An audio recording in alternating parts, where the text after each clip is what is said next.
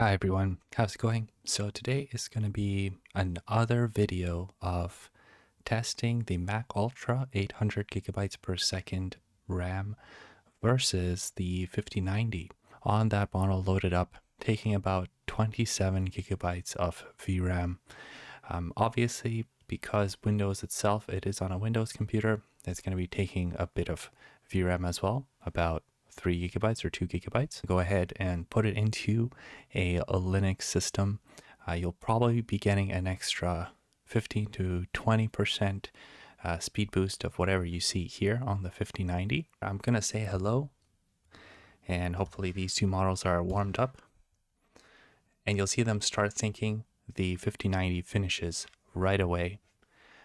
There are a couple of things I want to mention in these two tests, right? So we're not really testing how long it thinks because there are a couple of differences between the two models. So the first difference is the bottom model here is an MLX version.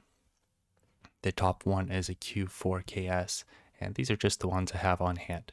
So don't worry about how much it thinks. They can always be adjusted. So as you can see here, this one didn't think as much as this one. What we are looking for is the tokens per second generation speed here at the top. So you can see it is an estimate of the time it takes and token generation speed. The right one is going to be the Mac Ultra at 800 gigabytes per second. And on the left, you're going to have the 5090 at 53. Now, the real difference between the two models is actually the prefill speed, is what everyone else is talking about right now in the comment section. And prefill speed is how fast can this model read back its own context. So if I were gonna just ask it to go ahead and read out its generate a story, you'll see we have a bit of a different output process here. Now, both of them are really fast, I'm going to say. Now, based on the numbers, you can see that the generation speed, or the TGen speed, is about 60 tokens per second on the 5090 and about 36 on the Mac Ultra, which is to be expected because on the 5090, we have a bandwidth of memory bandwidth of 1. I think it's 7 or 8 terabytes a second, or 1,700 gigabytes per second, or gibs per second. And on the Mac Ultra, we have 800, which is roughly half, or a bit less than half of the 5090. And as you can see here, also for the generation speed, we have roughly half.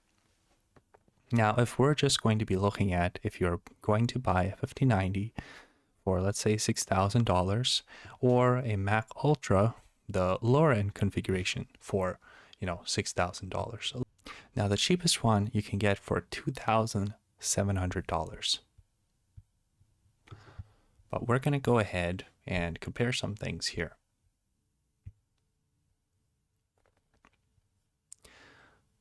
So as you can see here at the bottom, for memory, you're going to get 36 gigabytes on the lowest end M4 Max chip. However, I do have to preface that the M4 Max bandwidth is not 800 gigabytes per second. So even though this is technically half of the cost of the 5090 graphics card itself, you are going to be not getting half the speed. This is going to be much lower. Now that we're looking at the Studio, Mac Studio, and comparing the price, so cost to benefit, the Mac Studio is currently $2,700, while the 5090 market price is around $6,000. That is less than half the cost, but you also get a lot lower bandwidth, which is 400 gigabytes per second. So in that case, if we're just looking at how fast will this model run on your computer, you're going to be getting half of 36, you'll be getting 15 tokens per second versus 55. Honestly, it's supposed to be like around 70 for the 5090, but it's a bit off. As your tokens fill up also, you will also lose token generation speed. So this isn't a set number. You will also lose generation speed as you keep talking with the model, but that's besides the point.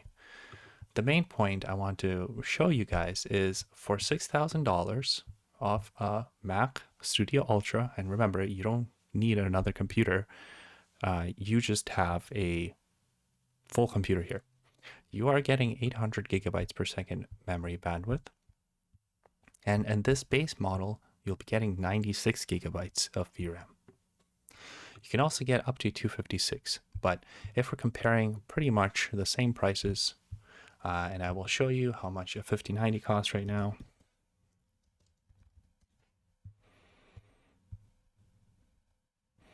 So it's about $6,000, as you can see here. And this is Canadian. Obviously, in your area, this might be a different price. But for me, this is the price I get, and I've been looking around. The prices have gone up. This is the new price, basically. So the reason why we're talking about Macs being really a budget computer for AI, LLM, and other things is because we are going to be paying $6,000 roughly for a 800 gigabytes per second unified memory for 96 gigabytes of basically VRAM. So if you didn't know, the memory quantity is how large you can put a model on this computer. So if I'm going to open up OMLX here and show you guys the sizes.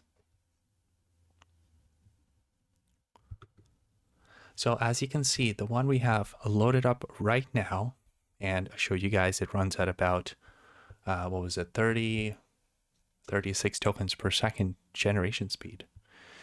We have about 14 gigabytes. So this model itself is 14 gigabytes in size at 4 bits, but it is a 27 billion parameter model. So that means it's a full dense model. This is as bad as you're going to get it pretty much. So any larger models like MOE models or mixture of expert models will run much faster, of course, because there are less experts being activated. Now, let me give you an example of this. So we downloaded this model. It is 69 gigabytes in size. We're currently using 120 gigabytes. So at this point, it's going to be very close to the max of most machines. Now, the 120 gigabytes is honestly running a couple of models, so don't look at that. It is actually, how much is it? 68.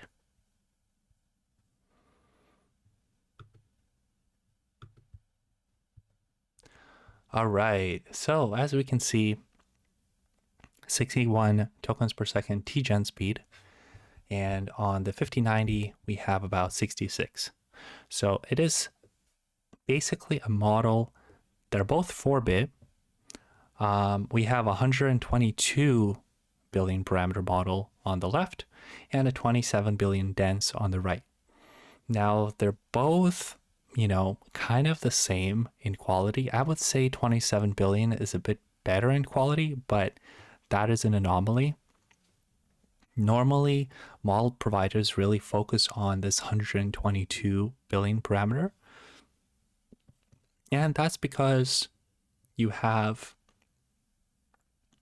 128 gigabytes of RAM is what most people have. And it can fit on GPU and CPU. And it does run at a pretty good, clip.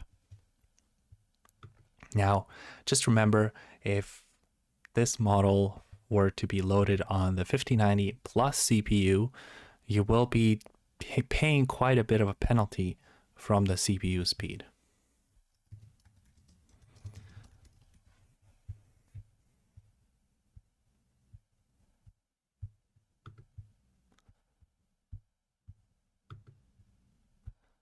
Now, unfortunately, this model does think quite a bit, and that's only because it is the base non-fine-tuned version. But as you can see, it is thinking a lot, and that's the reason why it's not done yet.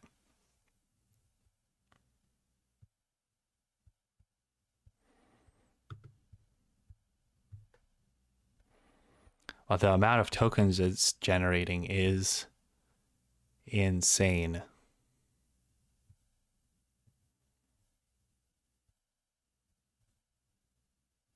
Oh, there he goes. Okay. Let me just collapse the thought process here. All right. There you go. So that's the two stories. We have the Clockmaker secret and then the repository of lost sound. And both of them generated at about the same clip here. Both of them are 4-bit. This one is larger in size, but the active parameters is lower. And this one is just dense, so all of them are active at the same time, but it would be much harder to try to fit the 122, or pretty much not. It's not going to work on one graphics card. So I guess let's revisit this. And just from a cost perspective, we have a $6,000 around there Mac Studio, which is a computer. It is a full computer. It has the graphics card in it, power supply, everything, the RAM, all at 800 gigabytes per second. So you'll be getting this generation speed, you know, the 60 tokens per second for much larger models. And you won't be constrained by RAM because you'll be getting 96 gigabytes of RAM. And again, this is unified memory, so it's VRAM and RAM. Whereas for the 5090, you would have to purchase the full 5090, which is 6,000. Then you would have to go and buy a RAM, CPU, motherboard, case, power supply, etc. Now, in the past, I would have said go with the 5090. They were cheaper, like what was it, 2,800 MSRP, though I never could find one for that price. You know, it was much cheaper. You can build the PC. You could have built a PC at that point for less than $6,000, and you would have had more memory and so on. But just in this time frame, I'm saying that the Mac Studio is a budget computer. Now, if you like it or don't like it, put it in your comments below. I honestly, as you can see, I have a 5090. I have a workstation that I use all the time, and those are the ones that I really, you know, did most of my work on. And just seeing that there was no way to get a second workstation without purchasing one for like astronomical amounts of money, I had to go and grab the Mac 3 Ultra 512, and luckily for me, that was the last order that I could have got it at, because now they are discontinued at the 500 gigabyte level. The next one down is going to be 256. And honestly, the 256 is still a great deal. You could put 4 of them together to get 1 terabyte of VRAM, which is actually much more than the DGX GB300. Okay, this is a different video. Anyway, thanks a lot, guys, and go to the comments. And I'd like to hear from you guys, positive or negative comments. Hopefully the sound is a bit better. I am trying to work on this microphone. I don't have too much, you know,